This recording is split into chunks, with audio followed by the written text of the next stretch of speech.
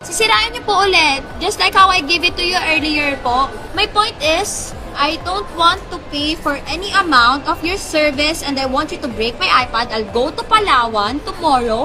Eh, di papayos ko yun sa ibang tao. Yun lang, kuya. Simple lang. Ibalik niyo to. Parang awkward naman nun, ma'am, kasi buhay na yung iPad tapos gusto nyo patayin namin. Oo. Ma'am, nalaglag niyo po ito, ma'am eh. No, it's your fault.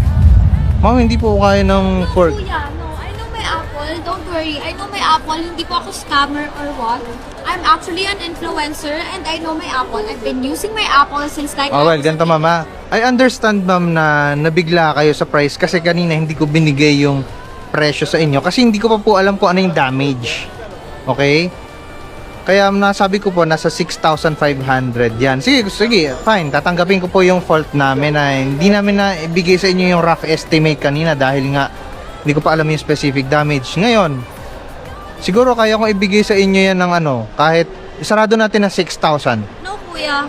It's still not reasonable.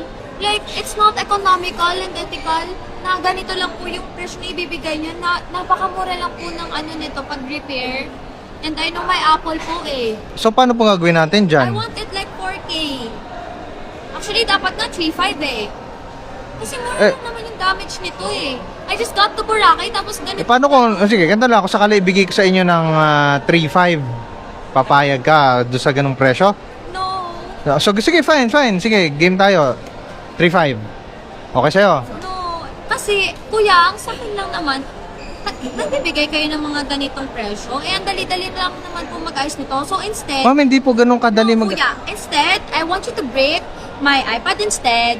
And then, ako na magpapayos na sa Palawan with my friend. Ano po? Sirain niyo po. Pakiulit? Sisirain niyo po ulit. Just like how I gave it to you earlier po. Kasi ang ginawa niyo po is hindi po reasonable yung price na binibigay niyo sa akin. Hindi papayos ko na lang po sa Ma'am, Palawan. buhay na yung iPad natin eh. No, kuya, ipapayos ko na lang yun sa Palawan with my friend kasi your price, it's not reasonable. Oh, fine, binibigay ko na nga po ng 3,500. No, pero kasi ang point ko is hindi po reasonable yung mga price na binibigay nyo. Not unless na influencer ako and then magre-reklamo ako. Kaya po, pinabaan nyo. Pero it's not reasonable. Kuya. Parang awkward naman nun, ma'am, kasi buhay na yung iPad tapos gusto nyo patayin namin. Oo, kuya, kasi your price, it's not reasonable. Your service, kuya, I want you to break it. Pero ma'am, sabi nyo kanina, you would go for 3,500 kaya ginaw na namin para lang No, kuya, no. ma-satisfy po kayo. No, kuya, I want you to break my iPad. Paano yun? Kuya, I want you to break my iPad. Ipapayos ko yun sa Palawan sa friend ko na professional, ha? Yung price nyo, hindi dapat ganyan yung price nyo. Tignan nyo, konti lang ayusin nyo dito. kuya. Alam niyo po ba kung magkano yung iPad 3rd generation ngayon? Yes, because it's my iPod ko yan eh. It's my Apple. Hindi, I mean, alam niyo kung magkano yung second hand price niya ngayon?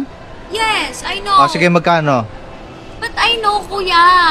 I know, it's my Apple. I am an Apple user since I was a teenager. Noon, yun, ma'am. Siyempre, ngayon, anong petsa na? 2025 na, 2026 na nga next month kuya, my phones, my laptop, it's all Apple and it's brand new. That's why I know my Apple. Ang iPad 3rd generation ay nasa 28 to 30,000 pesos pa, ma'am. I think reasonable na yung 3,500 No, pa. kuya. Bakit tayo nyo sirain? Ipapaayos ko to sa Palawan. Eto, mama, may question ako. Halimbawa, pumunta ka sa ospital, yung isang doktor, nabuhay niya yung kaibigan mo, tapos siningil ka ng mahal. Papayag ka ba? Sabihin mo, ay sige, patayin mo na lang ulit yan. Wala akong budget. Ganun.